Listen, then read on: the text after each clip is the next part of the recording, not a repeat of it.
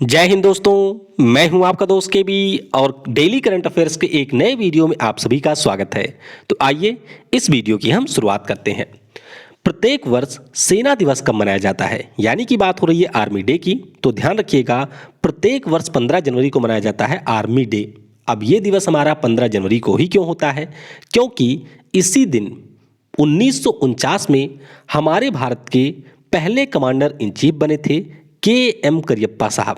Lieutenant general के M Cariappa साहब 15 जनवरी 1949 को हमारी भारतीय सेना के पहले कमांडर इन चीफ बने थे और इसीलिए हम लोग प्रत्येक वर्ष 15 जनवरी को सेना दिवस के रूप में मनाते हैं। इसके अलावा आपको ध्यान रखना है कि हमारी सेना में एक फील्ड मार्शल का भी पद होता है और के एम करियप्पा साहब इस 5 स्टार रैंक के फील्ड मार्शल पद को प्राप्त करने वाले हमारे भारत के पहले सैन्य अधिकारी भी हैं। अभी तक हमारी भारतीय सेना के इतिहास में मात्र 2 ही अधिकारी ऐसे रहे हैं। एक तो हैं के एम करियप्पा साहब और दूसरे हैं सैम मानक शाह साहब। इन दोनों को फील्ड मार्शल का जो पद है वह अभी तक दिया जा चुका है। तो सिर्फ 2 ही नाम हैं और दोनों से आपकी परीक्षाओं में प्रश्न भी पूछे जाते हैं।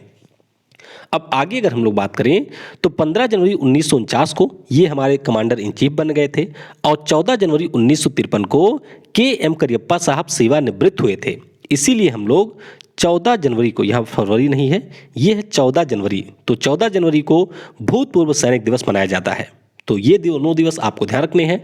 15 जनवरी को हम लोग मनाते हैं सेना दिवस और 14 जनवरी को हम लोग मनाते हैं भूतपूर्व सैनिक दिवस। तो दोनों दिवस आपके लिए इंपॉर्टेंट हैं। अब अगर हम लोग अपनी भारतीय थल सेना की बात करते हैं तो इसकी स्थापना 1 अप्रैल 1895 को हुई थी। मुख्यालय आपको मिल जाएगा नई दिल्ली में। इस समय हमारी सेना के प्रमुख हैं मनोज मुकुंद नरवाने जी। सेना दिवस हम लोग मनाते हैं 15 जनवरी को, ये मैंने आपको बता दिया। मोटो क्या है? तो सर्विस बिफोर सेल्फ, ये इसका मोटो है। और अगर आपसे पूछा जाए कि हमारी सेना के पहले चीफ ऑफ आर्मी स्टाफ कौन थे, तो ये थे राजेंद्र सिंह जडेजा। तो इनका नाम भी आपको याद रखना है। तो इस वीडियो की जो पीडीएफ है वह आपको मिल जाएगी टेलीग्राम के ऊपर। तो टेलीग्राम पर आपको सर्च करना है केवी गुरुजी, जहां से आप इसके पीडीएफ को डाउनलोड कर सकते हैं। और आज की इस वीडियो में हम उड़ीसा राज्य के बारे में डिस्कस करने वाले थे, लेकिन इस समय लगभग रात के 4 बज चुके हैं। तो मैं कोशिश करूंगा कि जो आपकी पीडीएफ होगी उसमें मैं उड़ीसा के बारे में डिटेल प्रोवाइड करा दूं। अगर आप लोग चाहेंगे तो कल के वीडियो में हम लोग इसके बारे में डिस्कस भी कर लेंगे। और वीडियो अगर आपको पसंद आता है तो इसे लाइक करने के साथ अपने सभी दोस्तों से शेयर जरूर करिएगा।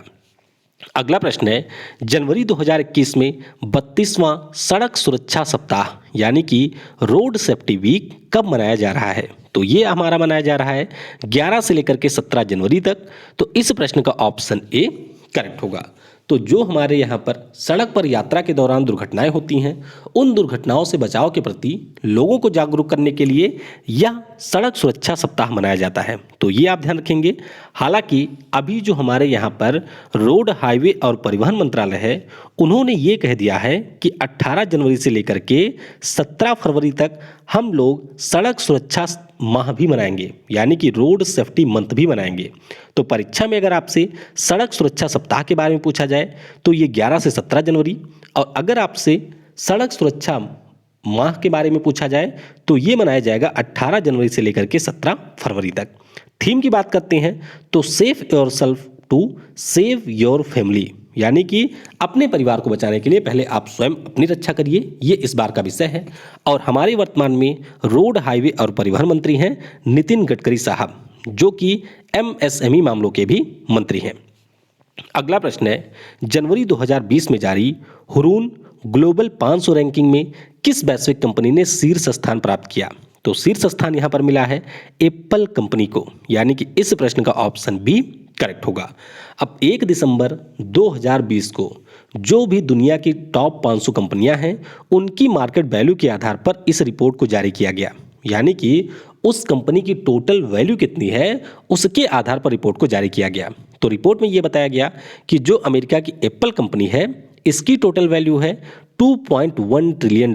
कितनी है? $2.1 ट्रिलियन। तो ये रही पहले स्थान पर। माइक्रोसॉफ्ट और अमेजन कंपनी, इनकी टोटल वैल्यू है $1.6 ट्रिलियन और ये दोनों रही है दूसरे स्थान पे, और गूगल की जो पेरेंट कंपनी है जिसका नाम है अल्फाबेट, वो यहाँ पर रही है तीसरे स्थान पर। तो ये आप ध्यान रखेंगे। अगर हम लोग भारतीय कंपनियों की बात करते हैं तो टोटल 500 कंपनी में हमारे देश की मात्र 11 कंपनियां शामिल हैं। कितनी? 11 कंपनियां ही इसमें शामिल हैं, और इनमें शीर्ष स्थान पर रही है रिलायंस 54वें स्थान के साथ में, टीसीएस यहाँ पर रही है 73वें स्थान पे, ओवरऑल ये दूसरे स्थान पे है। बाकी यहाँ पर आप देख सकते हैं एचडीएफसी बैंक है, फिर हिंदुस्तान यूनिलीवर्स है, इन्फोसिस है। तो ये हमारी बाकी अन्य कंपनियां हैं। तो आपको ध्यान रखना है कि एप्पल यहाँ पर रहा है शीर्ष स्थान पे, और हमारे यहाँ की रिलायंस भारत की रही है सर्वश्रेष्ठ कंपनी। अगला प्रश्न है, टेस्ला कंपनी के द्वारा भारत में पहला विनिर्माण संयंत्र किस राज्य में खोला जाएगा? तो कुछ समय पहले ही हम लोगों ने डिस्कस किया था कि हमारे जो रोड हाईवे और परिवहन मंत्री हैं नितिन गडकरी साहब, उन्होंने ये घोषणा कर दी थी कि 2021 में टेस्ला हमारे देश भारत में आ रही है। तो अब टेस्ला के द्वारा यहाँ पर यह घोषणा कर दी गई है कि जो हमारा पहला मैन्युफैक्चरिंग यूनिट होगा भारत में, उसे हम लोग बेंगलुरु में स्थापित करेंगे। तो इस प्रश्न का ऑप्शन सी करेक्ट होगा। तो आपको ध्यान रखना है कि टेस्ला ये वर्तमान में सबसे ज्यादा मूल्यवान कार निर्माता कंपनी है, और इसी की जो वैल्यू बढ़ी है उसी के कारण इलोन मस्क जो कि इसके सीईओ हैं, वे दुनिया के सबसे धनी व्यक्ति भी बन गए हैं। तो ये पॉइंट भी आप ध्यान रखेंगे कि टेस्ला वर्तमान में विश्व की सबसे मूल्यवान कार निर्माता कंपनी है, और इसी के सीईओ हैं एलोन मस्क। और टेस्ला कंपनी की बात करते हैं तो 1 जुलाई 2003 को इसकी स्थापना हुई थी। अगला प्रश्न है, कैबिनेट की सिक्योरिटी समिति ने किस भारतीय कंपनी के साथ 83 तेजस विमान की खरीद को मंजूरी दे दिया है? तो ये मंजूरी मिली है हिंदुस्तान एरोनॉटिक्स लिमिटेड के साथ में, यानी कि इस प्रश्न का ऑप्शन बी करेक्ट होगा।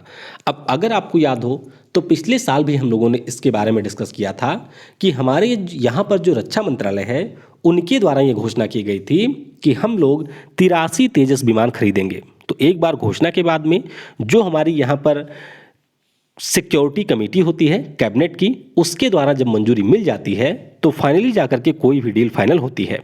तो अब यहाँ पर भारतीय वायुसेना के लिए कुल मिलाकर के 48,000 करोड़ रुपए में 83 तेजस विमान खरीदे जाएंगे। अब इनमें जो आपके 83 तेजस विमान होंगे तो इसमें तो हमारे जो 73 हैं वे आपके Tejas mark 1A multi role light fighter विमान होंगे, यानी कि जो मुख्य रूप से हमारे फाइटर विमान हैं उनकी संख्या यहाँ पर 73 होगी। बाकी जो हमारे 10 विमान होंगे वो एक प्रकार से ट्रेनिंग के लिए यहाँ पर परचेज किए जाएंगे। अब बात करते हैं तेजस विमानों की। तो एरोनॉटिकल डेवलपमेंट एजेंसी जो कि हमारे डिफेंस मंत्रालय के अधीन आती है, इसके द्वारा इस तेजस विमान को डिजाइन किया गया है, और हिंदुस्तान एरोनॉटिक्स लिमिटेड के द्वारा तेजस विमान को डेवलप किया गया है। ये आप ध्यान रखेंगे। हिंदुस्तान एरोनॉटिक्स लिमिटेड की बात करते हैं तो 23 दिसंबर 1940 को स्थापना हुई थी। मुख्यालय आपको मिल जाएगा बेंगलुरु में, और इसके वर्तमान में सीएमडी हैं आर माधवन। सीएमडी का मतलब होता है चेयरमैन एंड मैनेजिंग डायरेक्टर। जनवरी 2021 में मनीष चौहान को किस देश में भारत के नए राजदूत के रूप में नियुक्त किया गया? तो यहाँ पर नियुक्ति हुई है इनकी क्या नाम है ये, पुर्तगाल देश में। तो इस प्रश्न का ऑप्शन सी करेक्ट होगा। और कुछ समय पहले ही मैंने आपको बताया था कि एक हमारे हैं बीरेंद्र सिंह चौहान, तो वे बीरेंद्र कुमार पॉल, तो ये सोमालिया में हमारे देश के राजदूत बन गए हैं। तो इनका भी नाम आप ध्यान रखेंगे। वैसे अगर हम लोग मनीष चौहान की बात करते हैं तो ये विदेश मंत्रालय में वर्तमान में ज्वाइंट सेक्रेटरी के रूप में कार्य कर रहे हैं, और अब ये पुर्तगाल देश में भारत के नए राजदूत बनेंगे। पुर्तगाल की बात करते हैं तो राजधानी इसकी आपको लिस्बन में मिल जाएगी। मुद्रा यहाँ की है यूरो। पीएम यहाँ के एंटोनियो कोस्टा, और मार्सेलो डी सूसा यहाँ के हैं राष्ट्रपति। कौन है? मार्सेलो डी सूसा यहाँ के हैं राष्ट्रपति।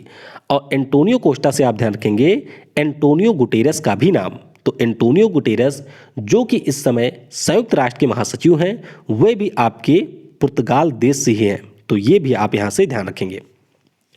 IRDAI यानी कि insurance regulatory development authority of India के द्वारा किसकी अध्यक्षता में स्वास्थ्य बीमा उत्पादों की उपलब्धता की जांच के लिए एक पैनल का गठन किया गया? तो यहाँ पर इस पैनल के अध्यक्ष होंगे सुभाष चंद्र खूंटिया साहब। तो इस प्रश्न का ऑप्शन ए करेक्ट होगा। तो पहले तो आप ये ध्यान रखेंगे कि ये एक 5 सदस्यीय समिति होगी। क्या होगी? यह एक 5 सदस्यीय समिति होगी जिसके अध्यक्ष होंगे सुभाष चंद्र खूंटिया साहब। सुभाष चंद्र खूंटिया कौन है? तो ये IRDAI के वर्तमान में अध्यक्ष हैं। किसके? IRDAI के वर्तमान में अध्यक्ष हैं और इन्हीं की अध्यक्षता में यहाँ पर इस समिति का गठन किया गया है। अब इस समिति का काम होगा क्या? तो ये जो हमारी समिति है वह हमारे देश में जो इंश्योरेंस के क्षेत्र में कार्य करने वाली कंपनियां हैं उनके द्वारा जो भी बीमा उत्पाद लॉन्च किए गए हैं, आप अक्सर बीमा का एडवर्टाइज देखते होंगे, तो जो भी यहाँ पर बीमा उत्पाद लॉन्च किए गए हैं उनकी सबसे पहले यहाँ पर समीक्षा की जाएगी कि किस प्रकार की वह बीमा पॉलिसियाँ हैं। इसके अलावा अन्य किस प्रकार की पॉलिसियां हो सकती हैं हमारे देश में, उसके बारे में भी सुझाव इस समिति के द्वारा दिया जाएगा। तो 1 वर्ष के लिए इस समिति का गठन किया गया है। बाकी अगर हम लोग IRDAI की बात करते हैं तो इसकी स्थापना 1999 में हुई थी। मुख्यालय आपको मिल जाएगा तेलंगाना की राजधानी हैदराबाद में। तो ये पॉइंट भी आप यहाँ पर ध्यान रखेंगे। बाकी अगर हम लोग बात करते हैं यहाँ पर G सतीश रेड्डी साहब की, तो ध्यान रखिएगा जो लद्दाख राज्य की भाषा संस्कृति को संरक्षित करने के लिए समिति बनाई गई है, उसके अध्यक्ष बनाए गए हैं हमारे गृह राज्य मंत्री G सतीश रेड्डी। N विश्वनाथन की बात करते हैं तो ये हमारे RBI के पूर्व डिप्टी गवर्नर रह चुके हैं और अभी एक समिति बनाई गई है RBI के द्वारा कॉलेज ऑफ सुपरवाइजर्स के नाम से और उसके अध्यक्ष बनाए गए हैं NS विश्वनाथन साहब।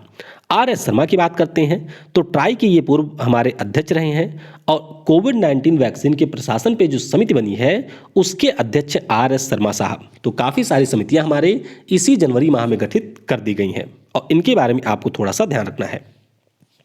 जनवरी 2021 में किस स्पेस एजेंसी ने सबसे शक्तिशाली रॉकेट स्पेस लॉन्च सिस्टम को लॉन्च करने की घोषणा की? तो ये घोषणा कर दी है नासा ने। किसने? नासा के द्वारा ये घोषणा की गई है जो कि अमेरिका की एक स्पेस एजेंसी है। तो इस प्रश्न का ऑप्शन ए करेक्ट होगा। तो अगर आप सभी को याद हो तो हम लोगों ने इसके बारे में पिछले साल भी पढ़ा था। तो पिछले साल भी नासा के द्वारा इस लॉन्च सिस्टम के बारे में बताया गया था। तो आपको ध्यान रखना है कि ये सबसे शक्तिशाली रॉकेट होगा नासा का और इसे नासा ने अब डेवलप कर लिया है और नासा का जो 2024 में चंद्रमा के लिए आर्टेमिस मिशन होगा उसमें संभवतः इस रॉकेट का प्रयोग किया जाएगा। तो आर्टेमिस मिशन उसके बारे में भी हम लोग कई बार पढ़ चुके हैं कि नासा की योजना है कि आर्टेमिस मिशन के अंतर्गत हम लोग दुनिया के अगले इंसान और पहली महिला को भेजेंगे चांद के ऊपर। इसके पहले नासा के द्वारा नोकिया कंपनी के साथ में समझौता किया गया है जिसकी मदद से वे लोग 4G टावर भी लगाएंगे कहां पर? चंद्रमा के ऊपर। और चंद्रमा के ऊपर न्यूक्लियर रिएक्टर बनाने की भी घोषणा नासा के द्वारा की गई है। अब बात करते हैं थोड़ा सा स्पेस लॉन्च सिस्टम के बारे में। तो इसके आगे शब्द लगा हुआ है सबसे शक्तिशाली रॉकेट। तो अगर मैं आपसे पूछूं कि सबसे शक्तिशाली रॉकेट का मतलब क्या होता है तो आपका हो सकता है जवाब यह भी हो कि सबसे शक्तिशाली रॉकेट जिसके पास में ज़्यादा क्षमता हो या फिर ज़्यादा कैपेसिटी के साथ में वह स्पेस में जा सके। तो आपका जवाब बिल्कुल सही है। अगर हम लोग स्पेस लॉन्च सिस्टम की बात करते हैं तो जो हमारा 2000 किलोमीटर की ऊंचाई पर लो अर्थ ऑर्बिट होता है इसमें यह 90,000 किलोग्राम से ज़्यादा पे लोड को ले जा सकता है, यानी कि इसकी क्षमता काफ़ी ज़्यादा है और काफ़ी ज़्यादा स्पीड के साथ में ये हमारे पेलोड को स्पेस में ले जा सकता है। बाकी अगर हम नासा की बात करते हैं तो इसका पूरा नाम है national aeronautics space administration. America की ये स्पेस एजेंसी है। 1958 में इसकी स्थापना हुई थी। मुख्यालय आपको मिलेगा वाशिंगटन DC में और अध्यक्ष इसके हैं जिम ब्रिडेनस्टीन। फिर हम बात करते हैं CNSA के बारे में। तो ये आपके चीन की स्पेस एजेंसी है। CNES की बात करते हैं तो ये फ्रांस की स्पेस एजेंसी है और जाक्सा की अगर हम लोग बात करते हैं तो ये जापान की स्पेस एजेंसी है। तो स्पेस एजेंसियों के जो नाम हैं उनके बारे में भी आपको थोड़ा सा याद रखना है।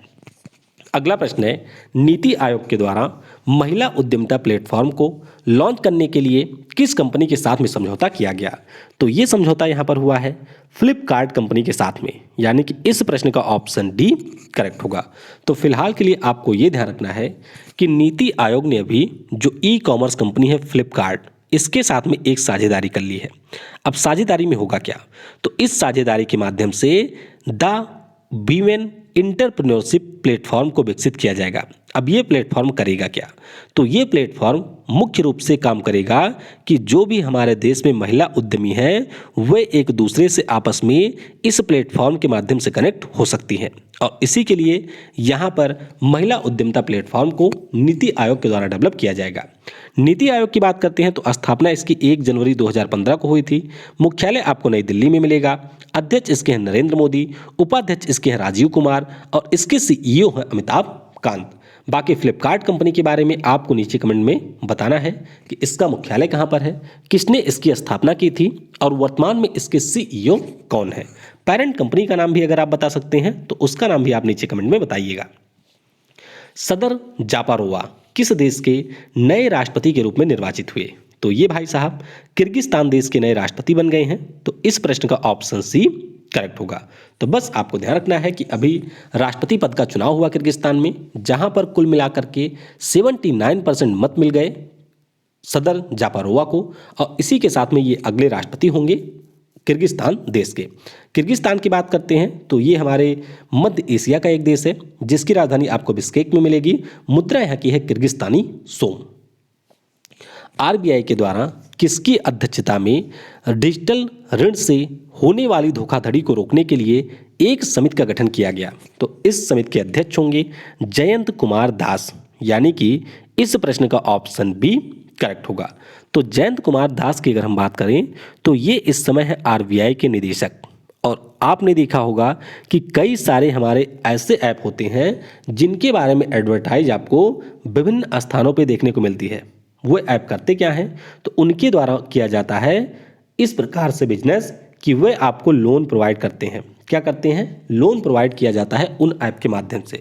तो कई सारे लोग ऐसे भी हैं जो कि इन ऐप के मायाजाल में फंस चुके हैं, और उनके साथ में धोखाधड़ी भी यहाँ पर हो गई है। यानी कि जितना उनको लोन नहीं दिया गया उससे ज़्यादा उनसे उस लोन के ऊपर इंटरेस्ट चार्ज कर लिया गया है। तो इसीलिए आरबीआई ने एक समिति बना दी है, और इस समिति का मुख्य रूप से काम होगा कि जो यहाँ पर डिजिटल तरीके से लोन दिया जाता है उसमें जो आपके फ्रॉड का केस होता है उसको रोका जाए।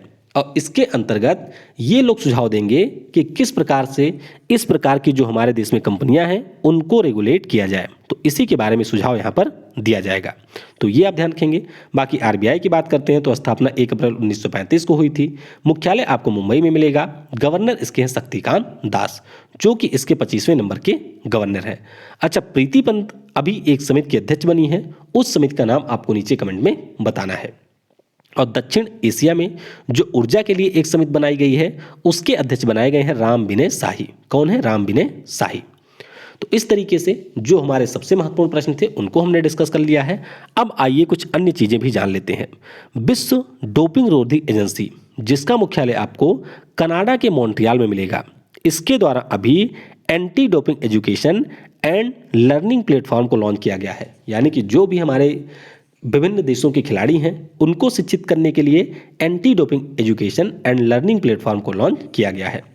मध्य एशिया का ही एक देश है जिसका नाम है कजाकिस्तान। तो कजाकिस्तान के द्वारा यहाँ पर जो मृत्युदंड की सजा होती थी उसको अब समाप्त कर दिया गया है। तो इंपॉर्टेंट प्रश्न हो सकता है, इसके बारे में भी आप ध्यान रखेंगे।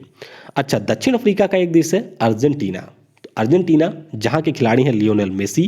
तो इस देश ने अभी अपने यहां पर एबॉर्शन को वैध कर दिया है, यानी कि जो गर्भपात होता है उसके प्रक्रिया को यहां पर वैध बना दिया है, और बता दिया है कि अगर किसी भी महिला के पेट में 14 सप्ताह का बच्चा है तो वह उसको अबॉर्शन करवा सकती है। यानी कि अगर कोई अनचाहे गर्भ से परेशान है तो उसके लिए अबॉर्शन की सुविधा यहाँ पर सरकार के द्वारा दे दी गई है। तो ये पॉइंट भी आप ध्यान रखेंगे। और उड़ीसा के सीएम हैं नवीन पटनायक जी, और इनके द्वारा भी ब्रह्मपुर में रामलिंगेश्वर पार्क का उद्घाटन किया गया है। तो ये पॉइंट भी आप ध्यान रखेंगे कि रामलिंगेश्वर पार्क का उद्घाटन उड़ीसा के सीएम नवीन पटनायक जी के द्वारा किया गया। अब हम लोग थोड़ा सा उड़ीसा के बारे में जान लेते हैं। बाकी जो करंट अफेयर्स हैं वह आपको पीडीएफ में मिल जाएंगे। तो राजधानी इसकी है भुवनेश्वर में। राज्यपाल हैं गणेशी लाल।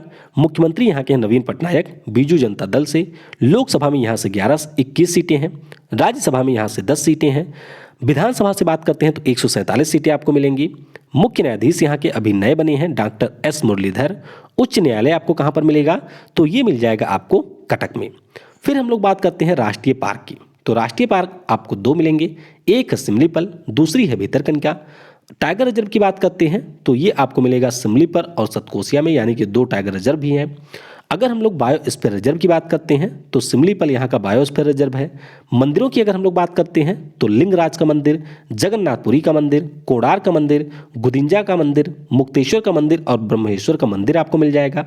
एलिफेंट रिजर्व की बात करते हैं तो संबलपुर, मयूरभंज, महानदी, ये एलिफेंट रिजर्व आपको मिल जाएंगे। रामसर स्थलों की बात करते हैं तो चिल्का झील, भितरकनिका मैंग्रोव, ये रामसर स्थल आपको मिलेंगे उड़ीसा राज्य में। तो ये सारे पॉइंट आपको ध्यान रखने हैं। बाकी कल मैंने आरआरबी एनटीपीसी के लिए जो स्पेशल जीके की सीरीज शुरू की है उसमें मैंने आपको भारत के जो भी टाइगर रिजर्व हैं उनको बहुत ही कम समय में बता दिया था, और आज शाम की जो वीडियो होगी उसमें हम लोग भारत के जो परमाणु ऊर्जा संयंत्र हैं यानी कि एटॉमिक पावर प्लांट हैं उनके बारे में डिटेल में थोड़ा सा डिस्कस करेंगे, तो वह वीडियो भी आप जरूर देखिएगा। तो ये सारे करंट अफेयर्स हैं, ये आप लोग पीडीएफ में पढ़ लीजिएगा। चलिए, कल मैंने आपसे एक प्रश्न पूछा था। प्रश्न क्या था? तो प्रश्न था कि who is Indian short film got official entry in 93rd academy awards in live action short film category. तो फिल्म नेम इज सेमलेस। क्या नाम है? सेमलेस यहाँ पर फिल्म का नाम है। तो इस साल हमारे यहाँ से दो फिल्म नॉमिनेट हुई हैं ऑस्कर पुरस्कारों के लिए। एक है हमारी सेमलेस मूवी जो कि शॉर्ट फिल्म कैटेगरी में नॉमिनेट हुई है, यानी कि डॉक्यूमेंट्री कैटेगरी में आप कह सकते हैं, और दूसरी फिल्म है जल्लीकट्टू। जल्लीकट्टू की बात करते हैं तो यह इंटरनेशनल फीचर फिल्म की कैटेगरी में शामिल हुई है। बहुत ही ज़्यादा महत्वपूर्ण प्रश्न है ये दोनों, और इनके बारे में आप ध्यान रखेंगे, साथ ही साथ इनके डायरेक्टर भी आपको याद रखने होंगे। आज के वीडियो से आपके लिए प्रश्न है कि किस केंद्रीय मंत्री ने अनुसूचित जाति के जो हमारे युवा होते हैं उनके लिए असीम पहल को लॉन्च किया? तो इस प्रश्न का उत्तर आपको नीचे कमेंट सेक्शन में देना है। बाकी वीडियो आपको कैसा लगा ये आप नीचे कमेंट में बता सकते हैं। Thanks for watching. जय हिंद, जय भारत, और सबसे जरूरी, पढ़ेगा भारत तो बढ़ेगा भारत।